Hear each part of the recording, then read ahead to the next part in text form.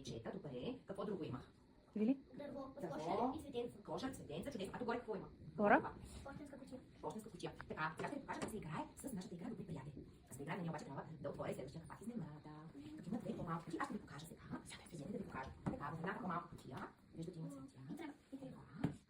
А в другата кутия има царевица ли? Не, не съм. Саша, какво е това? Там е. Така, ти обещали приказки. Да. Как започват всички приказки? След малко ще може всички да пипнете, обещавам. Как започват приказките? Имало едно време, едно малко мече. Когато изгряло слънцето, мечо се е събудил, протегнал се, аз се протегнете и вие малко, така се протегнете. Разтъркал очички, за да се събуди, разтъркал ги. И изведнъж чул коремчето си да къркори. Защото? Бил гладен. Бил много гладен. А какво обичат да си хапват мечетата? Мед. Но откъде да вземе мед? От пчеличките. От пчеличките, казва Мари, точно така. Затова Мечо решил да отиде при пчелите да поиска закуска, докача мед. Качил се на зеленото си колело, завъртял педалите, помогнете ми, върти и тръгнал по горската пътечка. Както си кара колелото, видял отстрани на пътя една много голяма полянка, цялата с цветя. Ай, пчелите обичат цветя, казал си Мечо. Защо обичат цветя пчелите? Зато там има прашец. О, по цветята има прашец, добре. И Мечо решил да помогне на пчелите да полее цветята, за да пораснат още По-големи. цветя, още повече и по-големи, за да има повече прашец за пчелите. А когато те съберат прашеца, да има и повече мед. Затова Мечо взел розовата си лейка и полял всички цветя. И сега, вие ще помогнете на Мечо да цъфнат още повече цветя на полянката, нали? Хайде сега да видим.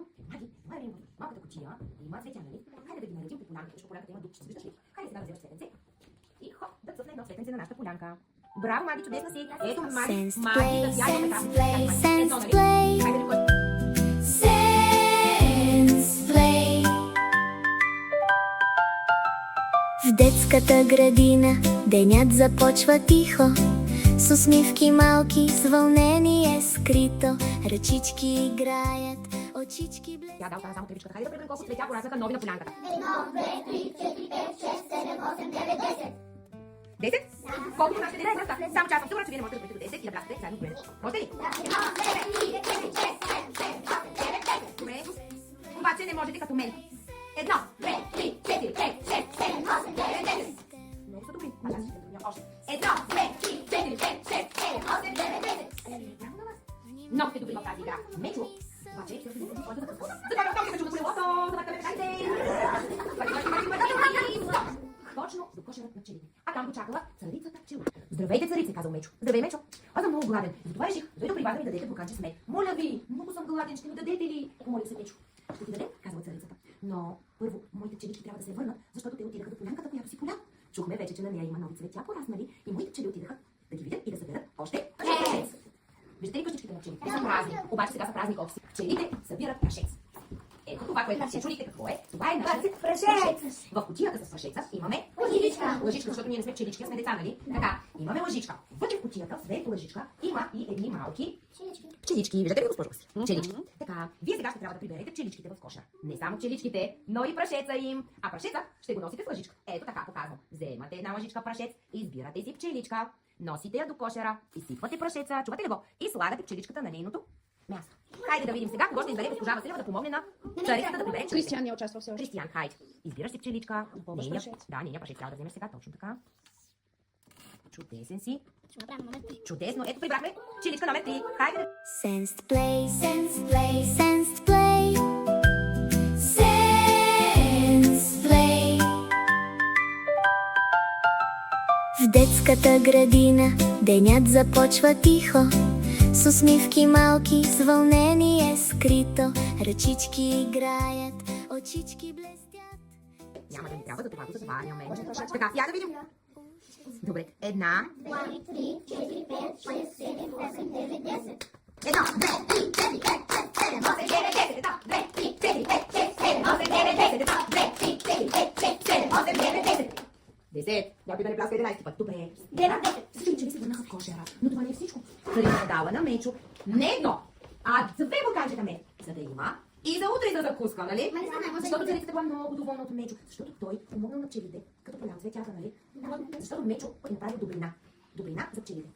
И царицата му казала, че вече той ще бъде техен най-добър приятел. И винаги, когато огладне коренчето му и започне да къркори, Мечо може да ходи при пчеличките, те ще му дават мед.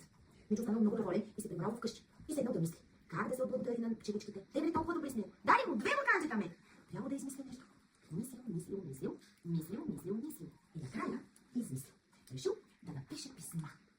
едно писмо, а 10 за всяка пчеличка, която е отишла до цветенце, донесла е прашец и прашеца са направили мед, нали? Да. Затова Мечо написал по едно голямо благодаря за всяка пчела. Трябва ли да са 11? Хайде да преброим колко писма е написал Мечо. 10. Да, присяла. Ето, благодаря, казваме на пчеличка 1. Я силно. Пуснахме благодаря. Пчеличка номер 2 и бе. Силно. Пуснахме го. Момичетата. Зори. Зори. Силно. Браво. Бобо. Силно, Бобо. Билян. Благодаря. Браво на нея. Алекс. Благодаря. Карина. Благодаря. Георги. Благодаря. Плами. Благодаря. Петю. Благодаря. 10 пчелички и 10 писма бяха пуснати.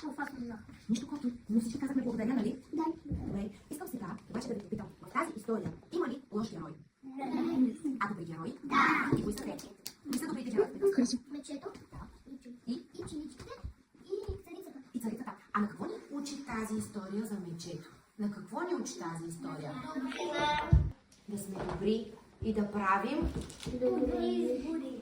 Да правим добрини и да помагаме на всеки, който има нужда и да не казваме не, няма да ти помогнем,